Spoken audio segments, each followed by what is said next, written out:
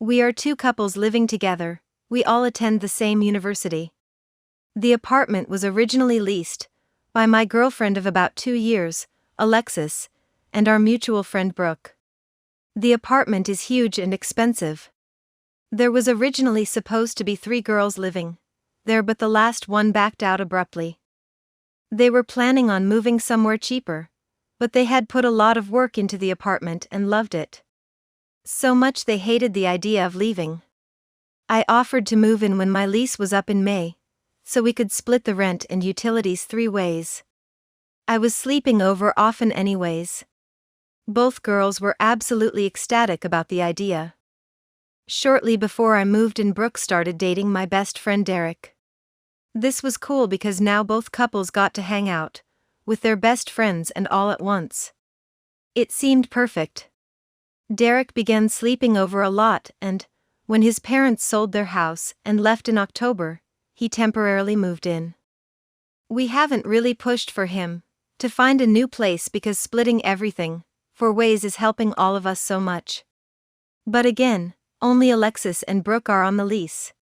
The apartment owner surprisingly does not mind, as long as rent gets paid, because we are always quiet. There are 3 incidents that made me think something was up. If it weren't for these combined incidents, I would never make an accusation like this because Alexis is such a sweet and shy girl and Derek has been a brother to me. They don't seem flirty, but as I mentioned before, all 4 of us are very close friends, so we spend a lot of time together.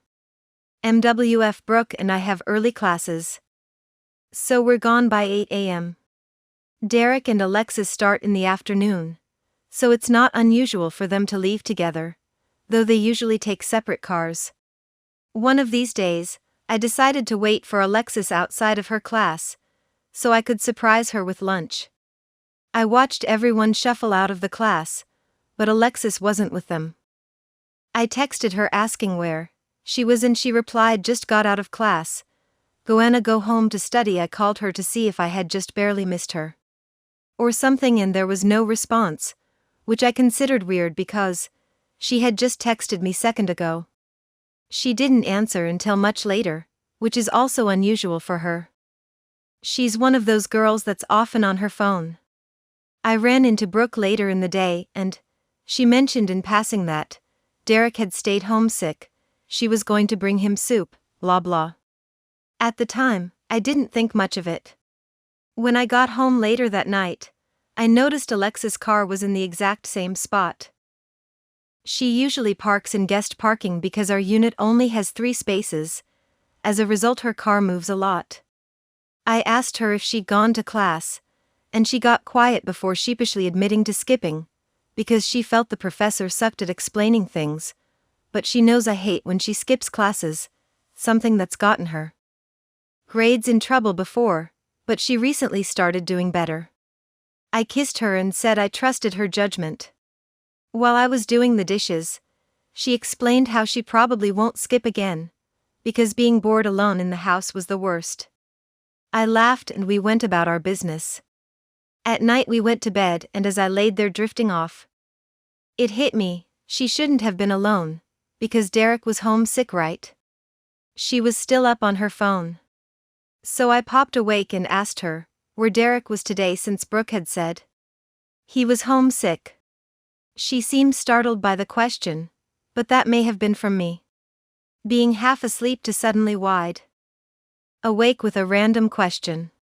She said he was here a bit in the morning but went to do errands or something, she wasn't sure. After the other incidents, I realized that the scattered way she answered this question seemed off, but that may just be my imagination.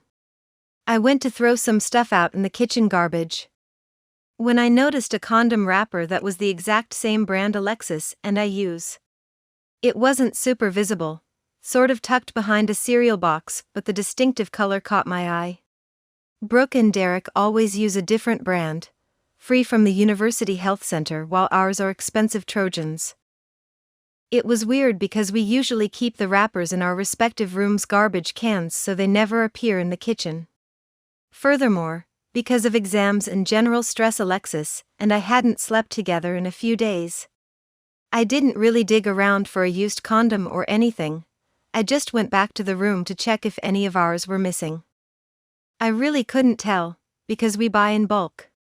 My first thought was that Brooke and Derek had run out and broke into our stash, and I was upset that they hadn't even asked. Later that night I mentioned the condom wrapper to Alexis and her eyes got wide. When I mentioned my theory, she got unusually distressed. She's always very calm. And went on a rant about them violating her privacy. I suggested we talk to them about it, and she immediately shut the idea down and made me swear not to bring it up unless they did it again. She didn't want to have this awkward conversation, which was weird to me because we're all generally pretty open about, given that we live together. Though it is possible that Alexis was being genuine because she's from a conservative small town and she doesn't talk about these things as much as we do. Me and Derek are cool with the dudes in the apartment next to us, who are graduates from our university. We don't hang out or anything. But we have the kind of relationship where we make small talk about sports or whatever in the hall and are comfortable asking the other to keep it down without it being awkward. Last Monday, during our break, I was locking up when no one else was at the apartment, when I ran into one of the guys from next door. We talked football for a bit, and then he mentioned that one of the couples in the apartment is really a fan of morning sex and that the walls were way too thin. I laughed because Alexis and I usually had sex weekend mornings when we had the house to ourselves. Brooke and Derek usually spend weekends at her parents' house about an hour and a half away.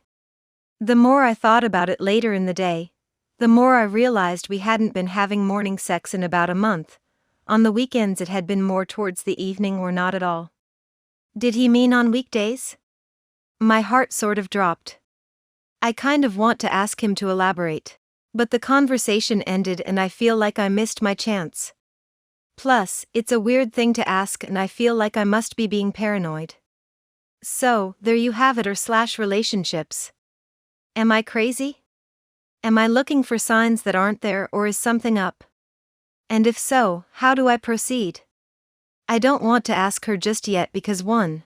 I don't want to come off as crazy and jealous if nothing's up. 2. If something is up, I don't want them to start hiding it better. I was thinking of dropping by one of those mornings they're alone together, but I don't know how to time it right. If I drop by too early or late, they might get more cautious.